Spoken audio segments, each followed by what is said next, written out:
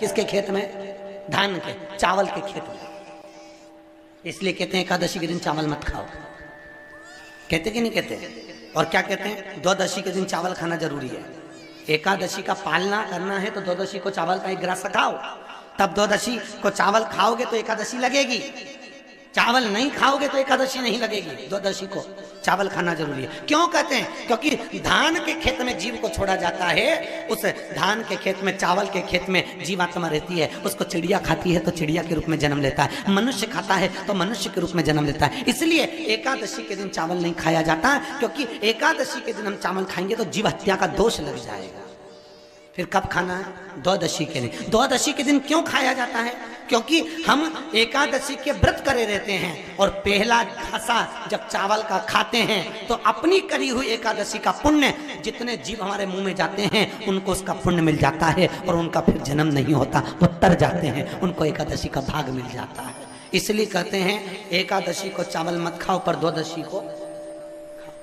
शिव महापुराण में जिस नारी का गर्भ ठेरता हो फिर गिर जाता, फिर कुछ दिन चढ़ते हो फिर गर्भ गिर जाता, या बच्चा आधा बनता हो, बच्चा पूर्ण ना बन पाता हो, तो शिव महापुराण की कथा कहती है कि एड़ी से लेकर चोटी तक स्त्री एक मोली, मोली मतलब जो हाथ में नाड़ा बांधते हैं, लच्छा बांधते हैं, उसको नाप ले और नाप कर जब नारी का गर्भ केवल 1 महीना 2 महीना का ही चढ़े और वो नारियल पर लपेटकर शंकर जी से विनती कर कर शिव जी के शिवलिंग के पास में जिस स्थान पर अशोक सुंदरी की जगह है उस स्थान पर श्रीफल को रख देती है तो उस नारी का गर्भ अधूरा नहीं होता, वो पूर्ण गर्भवती होती है। हमारा एकादशी का उद्यापन कर लो, संक्रांति का उद्यापन कर लो, अधिक मास का उद्यापन कर लो, छठ का उद्यापन कर लो, तीज का उद्यापन कर लो, चतुर्थी का उद्यापन कर लो, तुम्हारी मर्जी पड़े जितने व्रत तुम करती हो उसके उद्यापन करो। पर शास्त्र कहता है उस उद्यापन में घर के लोगों को नहीं गिना जाता। उस उद्यापन में सौभाग्यवती माताएं जो तुम्हारे नगर की हों, मोहल्ले की हों, जो तुम्हारे परिवार की नहीं दूसरी हों, उनको उस उद्यापन में गिनो। उसका कारण क्या है कि परिवार वाले तो जिंदगी भर खाते रहते हैं, तुम्हारे यहाँ हर कभी आ जाते हैं, तुम उनको बुला भी लेते हो, खिला भी देते हो, दे भी देते हो। परिवार को दिया दान नहीं कहलाता। जब दूसरी कोई सौभाग्यवती नारी तुम्हारे यहाँ उद्यापन में भोजन कर कर जाएगी तब वो दान कहलाए।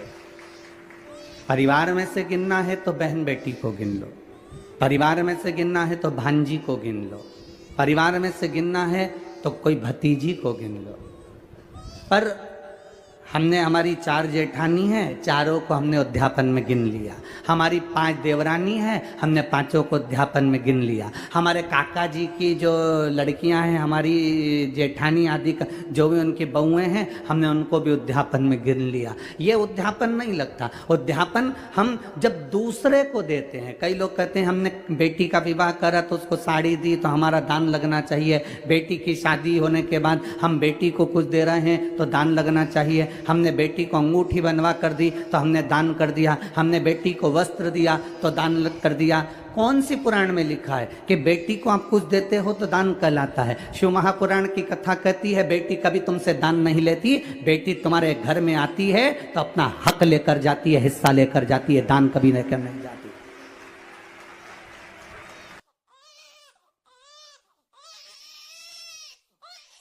बेटी को दान दे दिया, एक आध दिन काले कोट वाले भैया को लेके आ गई ना, अगर एक दिन आ गई ना काले कोट वाले को लेके, फाइल माइल सब लेके, उस दिन फिर तुम जी जी जी जी करते रहो। एक साड़ी देकर कभी ऐसा मत मानो कि हमने बेटी को कुछ दे दिया, हमने बेटी को कुछ प्रदान कर दिया, हमने दान दे दिया। बेटी कभी दान नहीं लेती, बेटी तो खुद दान में जाती है। उसको हमारे यहाँ सनातन धर्म में कन्यादान कहते हैं। बेटी तो खुद दान में जा रही है।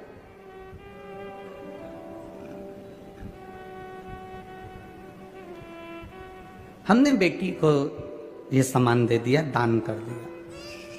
शिव महापुराण कहती है ना ना ना, अब दूसरे को दिया गया दान है,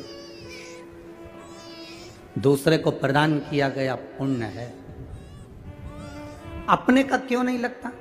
बहन बेटी हो तो उसको दो, मना नहीं, हम मना नहीं कर रहे। भांजी है तो उसको दो, मना नहीं कर रहे।